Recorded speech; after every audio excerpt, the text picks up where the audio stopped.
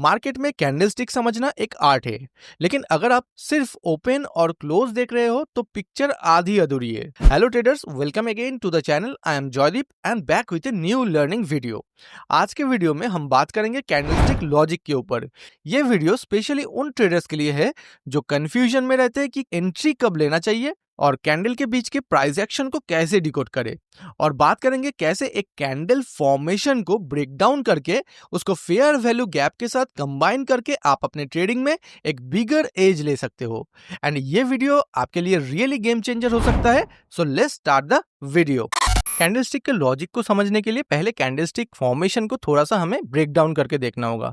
ये नॉलेज सबको ही है कि ओपन किसे कहा जाता है, क्लोज किसे कहा जाता है, तो उसके बारे में हम ज़्यादा डिटेल में नहीं जाते हैं। बेसिकली आपको ये समझना है कि बुलिश कैंडल के केस में प्राइस जहां से ओपन होता है, पहले सेलर्स थोड़ा सा मार्केट को डाउनसाइड पुश करता है, इससे एक विक क्रिएट होता है एंड यहां से ही कैंडल का लो फॉर्मेशन होता है। देन यहाँ पे बायर्स का क्लियर डोमिनेंस दिखता है। ऑब्वियसली बायर्स डोमिनेट करेंगे तो ही जाके एक बुलिश कैंडल फॉर्मेशन होगा। उसके बाद लास्ट में आके सेलर्स थोड़ा सा प्राइस को रिट्रेस करता है एंड इसको हम ओपन लो हाई क्लोज बोलते हैं, क्योंकि पहले ओपन होता है, उसके बाद एक लो क्रिएट होता है, देन जाके हाई क्रिएट होता है एंड अल्टीमेटली कैंडल क्लोज करता है। ऑन द अदर साइड यहाँ पे पहले बायर्स थोड़ा सा प्राइस को अपसाइड पे पुश करता है, देन सेलर्स कंप्लीटली डोमिनेट होके प्राइस को डाउन साइड ले जाता है एंड अल्टीमेटली लास्ट में बायर्स प्राइस को थोड़ा सा रिट्रेस करवाता है। तो अल्टीमेटली आपने समझा, बुलिश कैंडल का जो पैटर्न है उसको हम OLHC बोलते हैं। अल्टीमेटली ओपन एंड लो के बीच में ही आप बाई कर सकते हो on the lower time frame, जो हम आगे रियल चार्ट एग्जांपल पे और भी डिटेल में समझेंगे। उसके बाद ऑन द अदर साइड अगर आप बियरिश कैंडल को देखते हो तो सिमिलरली इसको हम OHLC यानी कि open high low and close pattern बोलते हैं। Simply open and high create करने के बाद प्राइस जब डाउन साइड आ रहा है तब इसी रेंज के अंदर हम सेल साइड एंट्री ले सकते हैं या फिर हमें एक कंफर्मेशन मिल सकता है to take the trade on the down side. जैसे कि आप यहाँ पे एक हायर टाइम फ्रेम पिक्चर को समझे, यहाँ पे क्लियरली 3 कैंडल पैटर्न से एक फेयर वैल्यू गैप क्रिएट हुआ है। ऑब्वियसली ये first, second and third candle है, जहां पे सेकंड कैंडल एक एक्सपेंशन कैंडल होता है। फर्स्ट एंड थर्ड कैंडल के हाई एंड लो के बीच में जो गैप है उसी से फेयर वैल्यू गैप क्रिएट हुआ है, तो ये हायर टाइम फ्रेम पे है। अभी ये जो कैंडल क्रिएट हुआ है after the fair value gap, ये जो कैंडल है, इस कैंडल को अगर हम लोअर टाइम फ्रेम पे ब्रेक डाउन करें तो अल्टीमेटली आप देख सकते हो प्राइस ने यहाँ पे ओपन किया, देन फेयर वैल्यू गैप के अंदर प्राइस थोड़ा सा एंटर किया, देन फिर से हाई क्रिएट किया, अल्टीमेटली प्राइस थोड़ा सा रिट्रेस करके क्लोज किया। तो इसी को लोअर टाइम फ्रेम पे समझते हैं कि पहले प्राइस यहाँ पे ओपन हुआ, थोड़ा सा अपसाइड गया, लेकिन हाई क्रिएट नहीं किया प्राइस ने, उसके बाद प्राइस ने लो क्रिएट किया। तो ओपन के बाद प्राइस ने अल्टीमेटली लो क्रिएट किया, उसके बाद जाके प्राइस ने देखो यहाँ पे हाई क्रिएट किया एंड फाइनली प्राइस जब क्लोज कर रहा था तो थोड़ा सा रिट्रेस करते हुए क्लोज किया।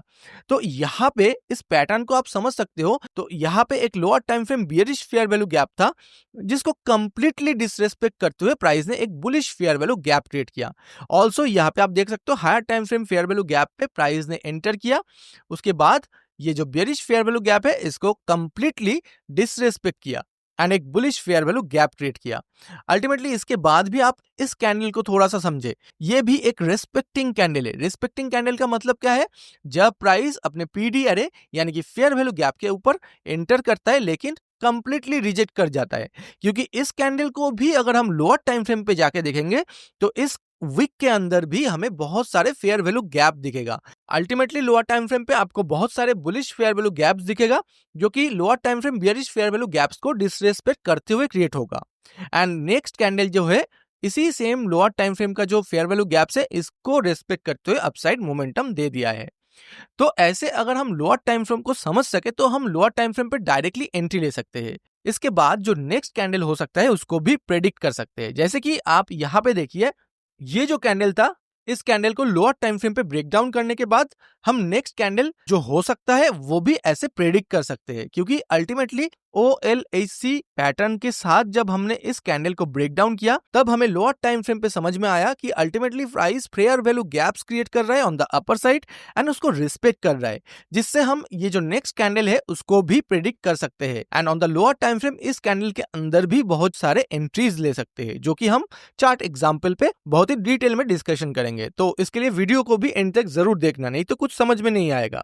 इसके बाद ऑन द अदर साइड आप यहाँ पे भी देख सकते हो, जैसे कि प्राइस ने यहाँ पे OHLC पैटर्न क्रिएट किया, जहाँ पे प्राइस का जो लो एंड क्लोज वो सेम है, लेकिन हमें काम है ओपन एंड हाई के बीच में। इसके बीच में अगर हम लोअर टाइम फ्रेम पे फेयर वैल्यू गैप्स आइडेंटिफाई कर सके, जो कि higher time frame fair value gap को रिस्पेक्ट करते हुए क्रिएट हो रहा है, तो हम ऐसे नेक्स्ट कैंडल भी प्रेडिक्ट कर सकते हैं कि नेक्स्ट कैंडल एक स्ट्रॉन्ग एक्सपेंशन कैंडल हो सकता है ऑन द डाउन साइड। तो इसके अंदर जाके हम लोअर टाइम फ्रेम पे भी ट्रेड कर सकते हैं। तो अभी चार्ट में जाके और भी डिटेल में इन सारे कंसेप्ट्स को समझते हैं एंड देखते हैं कि कैसे हम लोअर टाइम फ्रेम पे एक प्रॉपर एंड इफेक्टिव एंट्री ले सकते हैं। अगर आप ट्रेडिंग को एक सिस्टमेटिक और रूल बेस्ड वे में सीखना चाहते हो, तो हमारा fair value gap mentorship program आपके लिए बेस्ट ऑप्शन है। यहाँ आपको एक स्ट्रक्चर्ड रोड मैप मिलेगा, जो आपको Nifty, bank Nifty, crypto, commodity और फॉरेक्स मार्केट में किसी भी टाइम फ्रेम पे कॉन्फिडेंटली ट्रेड करना सिखाएगा। यहाँ पे बेसिक से लेकर एडवांस लेवल तक हर एक कंसेप्ट को डिटेल में कवर किया गया है, ताकि आप एक प्रॉफिटेबल ट्रेडर बन सको। गोल्ड के चार्ट में हम क्लियरली एक फेयर वैल्यू गैप ऑब्जर्व कर सकते हैं। यहाँ पे on the daily time frame एक फेयर वैल्यू गैप है। अगर आप नेक्स्ट कैंडल को देखते हो, तो नेक्स्ट कैंडल ने क्या किया है, एक बुलिश कैंडल फॉर्मेशन किया है। Simply open, low, high and close, यानी कि OLHC पैटर्न क्रिएट किया है, respecting from the daily fair value gap on the higher time frame. अभी इसी same daily fair value gap को अगर लोअर टाइम फ्रेम पे जाके थोड़ा सा ब्रेक डाउन किया जाए, तो क्लियरली आप क्या देख पाओगे, on the lower time frame price is creating the fair value gaps. यहाँ पे आप सिंपली लोअर टाइम फ्रेम पे फेयर वैल्यू गैप ऑब्जर्व कर सकते हो। So ultimately daily fair value gap से रिएक्ट करते हुए प्राइस ने 1 आवर टाइम फ्रेम पे एक फेयर वैल्यू गैप क्रिएट किया, एंड जिसको प्राइस ने फिर से रेस्पेक्ट किया and open, low, high, close, यानी कि एक बुलिश फॉर्मेशन क्रिएट किया। तो same condition higher time frame and lower time frame दोनों जगह पे हमें दिख रहा है। तो इससे हम क्या कर सकते हैं कि नेक्स्ट जो डेली कैंडल है उसको हम क्लियरली प्रेडिक्ट कर सकते हैं। सिंपली इसका जो नेक्स्ट डेली कैंडल होने वाला है वो एक बुलिश कैंडल हो सकता है, क्योंकि from the higher time frame fair value gap price is creating OLHC pattern, that is a bullish candle, and on the lower time frame price is creating the same scenario. अभी इसका next candle भी आप देखिए, एक strong bullish candle formation हुआ है। तो lower time frame पे भी जाके इस कैंडल के ऊपर हम एंट्री ले सकते थे। तो अल्टीमेटली मान लीजिए यहाँ पे अगर आप एंट्री मिस भी कर जाते हैं, जो कि एक bullish fair value gap create कर रहा है, एंड आप प्रीवियसली देख सकते हो एक बियरिश फेयर वैल्यू गैप भी प्राइस ने क्रिएट किया था इस लेवल पे, जिसको प्राइस ने कंप्लीटली डिसरिस्पेक्ट करते हुए एक bullish fair value gap create कर रहा है। देन सेम यहाँ पे इस 1 आवर फेयर वैल्यू गैप से एक बुलिश कैंडल रेस्पेक्ट होते हुए क्रिएट हो रहा है। बाद में आप यहाँ पे भी देख सकते हो कि ये जो नेक्स्ट प्रेडिक्टेड कैंडल था, जो कि क्लियरली हम समझ सकते थे कि एक बुलिश कैंडल हो सकता है, क्लियरली आप देखो यहाँ पे सिंपली प्राइस ने प्रीवियस जो लोस थे जहां पे लिक्विडिटी अवेलेबल था, इन सारे लोस को ग्रैब किया, and price is creating again bullish fair value gaps on the lower time frame. यहाँ पे फिर से प्राइस ने फेयर वैल्यू गैप्स क्रिएट किया एंड अपसाइड पे मूव किया। तो अल्टीमेटली ये जो 1 आवर का फेयर वैल्यू गैप था, यहां से भी हम एंट्री कर सकते थे, या फिर ये जो लिक्विडिटी लेवल था हमारे पास, इन लिक्विडिटी लेवल को ग्रैब करने के बाद अगर हम थोड़ा सा और भी लोअर टाइम फ्रेम पे मूव करते हैं, तो क्लियरली देख पाएंगे कि इन लिक्विडिटी लेवल्स को ग्रैब करने के बाद प्राइस ने क्या किया, प्राइस ने on the 15 minute time frame, यहाँ पे आप देख सकते हो on the 15 minute time frame price ने bullish fair value gaps create किया इस लेवल पे। ठीक है, अभी ये जो बुलिश फेयर वैल्यू गैप्स है, इसको रेस्पेक्ट करते हुए प्राइस ने फिर से अपसाइड में bullish fair value gaps create किया। तो यही हमारे लिए सिग्नल है कि प्राइस अपसाइड जा सकता है। फिर अगर आपको यहाँ पे इतना हाई पे एंट्री नहीं करना है, तो थोड़ा सा रिट्रेसमेंट के लिए वेट कीजिए एंड एक new bullish fair value gap create होने का वेट कीजिए। तो अल्टीमेटली यहाँ पे फिर से प्राइस ने एक bullish fair value gap create किया, एंड इसी bullish fair value gap create होने के साथ ही हम एंट्री ले सकते थे। यहाँ पे क्लियरली हम 15 मिनट टाइम फ्रेम पे 1:2 अचीव कर सकते थे बहुत ही इजीली। एंड थोड़ा सा अगर आप डेली टाइम फ्रेम को ऑब्जर्व करोगे, तो आप देख सकते हो कि प्राइस यहाँ पे इस रेस्पेक्टिंग कैंडल बनने के बाद भी नेक्स्ट जो कैंडल है वो भी एक स्ट्रॉन्ग बुलिश कैंडल क्रिएट किया है। तो अल्टीमेटली हम इस कैंडल के फॉर्मेशन तक अपना जो टारगेट है उसको ट्रेल भी कर सकते थे। या फिर आप यहाँ पे फिर से जो प्राइस ने एक bullish fair value gap create किया है इस लेवल पे, इस लेवल पे भी आप फिर से एंट्री ले सकते थे। तो अल्टीमेटली यहां से भी अगर आप एंट्री लेते तो आपका स्टॉप लॉस यहाँ पे रहता एंड टारगेट आप इजीली 1:2 फिर से कर सकते थे। एंड फिर से आप देखिए, फिर से प्राइस ने क्या किया, लिक्विडिटीज को ग्रैब किया इस लेवल पे। लिक्विडिटी ग्रैब करने के बाद प्राइस ने फिर से यहाँ पे bullish fair value gap create किया। तो अभी ये जो बुलिश फेयर वैल्यू गैप है ये बहुत ही ज्यादा है। यहाँ पे अगर हम अपना एंट्री प्लेस करते हैं तो टारगेट बहुत ही लंबा हो जाएगा जो कि हम अचीव नहीं कर पाएंगे। तो हम क्या कर सकते हैं, ये जो प्रीवियस स्ट्रक्चर का ब्रेकआउट हुआ है वहां तक हम अपना एंट्री को प्लेस कर सकते हैं। इन दैट केस प्राइस ने इस लेवल को मिटिगेट नहीं किया तो इस केस में आपका जो ये एंट्री है वो मिस हो सकता है, लेकिन उसमें कोई प्रॉब्लम नहीं है। बाद में फिर से आपको देखिए इस 15 मिनट फेयर वैल्यू गैप से प्राइस रिएक्ट होते हुए एक new 15 minute fair value gap इस लेवल पे क्रिएट किया है। अभी यहां से तो आप क्लियर एंट्री ले सकते थे क्योंकि इसको हम फॉलो थ्रू बोलते हैं, यानी कि previous 15 minute fair value gap से रिएक्ट करते हुए प्राइस ने एक new 15 minute fair value gap create किया। 1:2 रिस्क रिवार्ड के साथ हम इजीली इस लेवल को टारगेट कर सकते हैं। तो आइडियली यहाँ पे आपको 1:2 अचीव हो चुका है। तो ऐसे ही आप प्रॉपर तरीके से कैंडलस्टिक के लॉजिक को समझते हुए ट्रेड कर सकते हो। बाद में अगर हम फिर से डेली टाइम फ्रेम पे जाते हैं एंड इन सारे चार्ट्स को एक बार के लिए डिलीट कर देते हैं, ये सेम कंडीशन आपको अगेन एंड अगेन देखने को मिलेगा।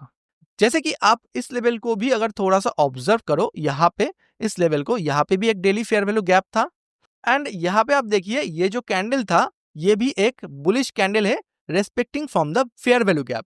Open, low, high and close का फॉर्मेशन किया है। तो क्लियरली अगर आप लोअर टाइम फ्रेम पे जाते हो, 4 आवर पे अगर जाते हो या 1 आवर पे जाते हो, तो हर एक टाइम फ्रेम पे आपको फेयर वैल्यू गैप्स देखने को मिलेगा। तो 4 आवर टाइम फ्रेम पे आप यहाँ पे देख सकते हो क्लियरली प्राइस ने एक फेयर वैल्यू गैप फिर से क्रिएट किया है इस लेवल पे। On the 4 hour time frame यहाँ पे जो फेयर वैल्यू गैप क्रिएट हुआ है वहां से आप 1 आवर या 15 मिनट पे जाके डायरेक्टली एंट्री ले सकते हो या फिर इस 4 आवर लेवल से भी एंट्री ले सकते हो। ये जो 4 आवर का लेवल है यहाँ से भी आप एटलीस्ट 1:2 डायरेक्टली अचीव कर सकते हो। उसके बाद अगर आप नेक्स्ट डेली कैंडल को देखते हो तो आप नेक्स्ट डेली कैंडल को भी देखिए। नेक्स्ट डेली कैंडल क्या है, एक एक्सपेंशन कैंडल है।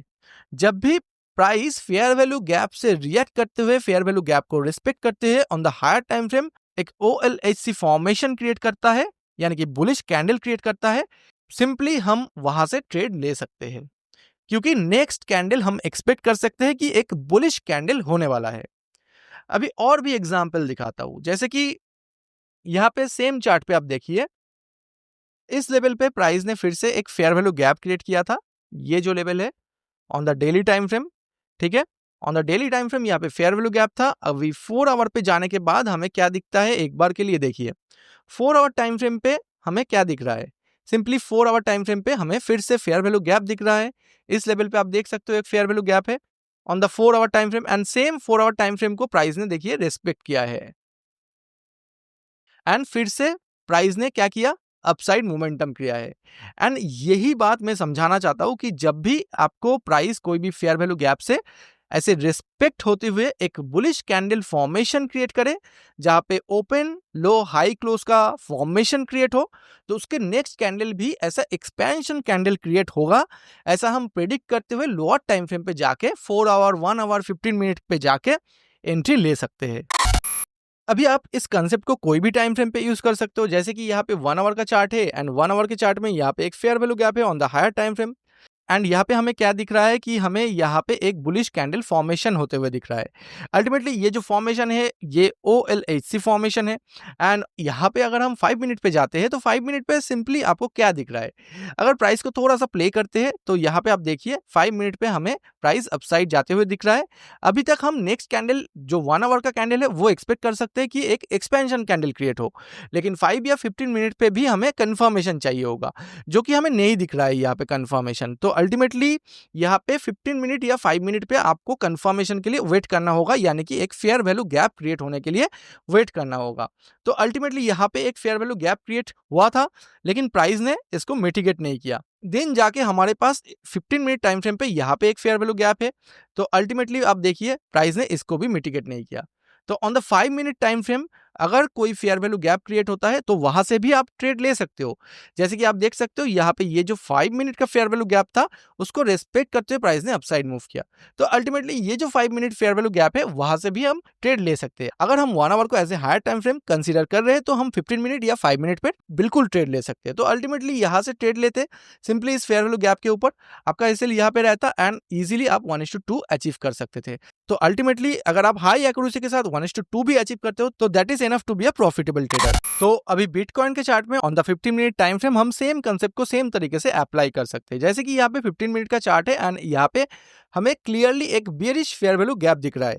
अभी ये जो 15 मिनट का बेयरिश फेयर वैल्यू गैप है इसको रेस्पेक्ट करते हुए एक down side bearish candle create हुआ है, यानी कि OHLC pattern, open high low and close. Simply अभी नेक्स्ट हम डाउन साइड एक बेयरिश एक्सपेंशन कैंडल एक्सपेक्ट कर सकते हैं एंड अल्टीमेटली हमारे पास बहुत सारे लिक्विडिटी भी अवेलेबल है टू टेक द टारगेट। तो ये जो लिक्विडिटी लेवल्स है ये इस लेवल तक हम इजीली अपना टारगेट भी रख सकते हैं, क्योंकि ऑब्वियसली जब हमें पता है कि market down side expansion candle create करने वाला है एंड ऑल्सो यहाँ पे प्रॉपर लिक्विडिटी लेवल्स भी हमें दिख रहा है तो हम क्लियरली 1 मिनट पे जाके एंट्री ले सकते हैं। एंड अगर आप 1 मिनट पे जाते हो तो ऑब्वियसली आपको पहला एंट्री तो यहाँ पे ही मिल जाता इस फेयर वैल्यू गैप के अंदर। लेकिन मान लो आपने फर्स्ट कैंडल के लिए वेट किया देन जाके आपको एंट्री फाइंड आउट करना है, तो कैसे आप टारगेट कर सकते हो। तो थोड़ा सा प्राइस को प्ले करते हैं एंड आप देखो कि प्राइस ने इसी 1 मिनट फेयर वैल्यू गैप से ही रिएक्ट करते हुए डाउन साइड मूव किया। वैसे तो अगर आप यहाँ पे ट्रेड लेते ऑब्वियसली 1:2 आपको यहाँ पे ही मिल जाता, ठीक है। तो इसलिए मैं बोलता हूँ बहुत बड़ा टारगेट मत रखिए। 1:2 अगर आप प्रॉपर एक्यूरेसी के साथ काम करोगे तो आप एक बहुत ही अच्छा प्रॉफिटेबल ट्रेडर बन पाओगे। एंड उसके बाद अल्टीमेटली प्राइस ने ये जो हाई है इस हाई को ब्रेक नहीं किया, इस हाई को प्रोटेक्टेड रखते हुए प्राइस ने डाउन साइड एक फिर से फेयर वैल्यू गैप क्रिएट किया यहाँ पे। तो अल्टीमेटली यहाँ पे फिर से हम 1:2 के लिए एंट्री ले सकते हैं। तो यहाँ पे हमारा एंट्री होगा, यहाँ पे स्टॉप लॉस रहेगा फेयर वैल्यू गैप से थोड़ा सा ऊपर एंड अल्टीमेटली टारगेट हम 1:2 कर सकते हैं, जो कि हमें 1-2 कैंडल की अंदर ही मिल रहा है। एंड बाद में आप देख सकते हो प्राइस ने बहुत ही इजीली, बहुत ही स्मूथ तरीके से, बहुत ही फास्ट प्राइस एक्शन के साथ हमारा जो लिक्विडिटी लेवल्स है उसको ग्रैब कर लिया। And also 15 minute time frame पे आप देखो यहाँ पे क्लियरली इन सारे लेवल्स को अगर डिलीट किया जाए तो आपको क्लियरली समझ में आएगा कि यहाँ पे प्राइस ने ये जो OHLC पैटर्न क्रिएट किया था उसके बाद प्राइस ने एक्सपेंशन कैंडल क्रिएट किया on the down side and उसके बाद प्राइस ने लिक्विडिटी भी ग्रैब किया। तो ऐसे ही मार्केट में आप कैंडलस्टिक लॉजिक को समझते हुए फेयर वैल्यू गैप को एज ए POI यानी कि पॉइंट ऑफ इंटरेस्ट कंसीडर करते हुए प्रॉपर तरीके से ट्रेड ले सकते हो। हालांकि हायर टाइम फ्रेम से अगर प्रॉपर टाइम फ्रेम अलाइनमेंट करते हुए आप लोअर टाइम फ्रेम पे आते हो तो that would be the higher probability trade. अगर आप डायरेक्टली लोअर टाइम फ्रेम से भी ट्रेड करते हो तो भी अगर आप प्रॉपर रिस्क रिवार्ड के साथ काम करते हो तो अल्टीमेटली आप प्रॉफिटेबल जरूर बनोगे। लेकिन रिकमेंडेशन मेरा यही रहेगा कि आप लोग हमेशा अपने ट्रेड्स को हायर टाइम फ्रेम से लोअर टाइम फ्रेम पे अलाइनमेंट करते हुए चलो, ताकि आप बहुत ही लंबा टारगेट ट्रेल करते हुए अचीव कर सको। And also lower time frame पे थोड़ा सा नॉइज भी ज्यादा रहता है, तो इसलिए आप थोड़ा सा टाइम फ्रेम अलाइनमेंट के ऊपर भी ध्यान दीजिए। एंड अगर आपको इस वीडियो से थोड़ा सा भी हेल्प मिला है तो वीडियो को लाइक जरूर कीजिएगा एंड अपने दोस्तों के साथ शेयर भी कीजिएगा। साथ ही सब्सक्राइब करना बिल्कुल मत भूलिएगा। There is also a free Telegram channel जिसका लिंक मैं डिस्क्रिप्शन में दे दूंगा, जहां पे मैं लाइव मार्केट अपडेट शेयर करता हूं। तो इस वीडियो में इतना ही रखते हैं, मिलते हैं नेक्स्ट वीडियो में। तब तक के लिए thank you and happy trading.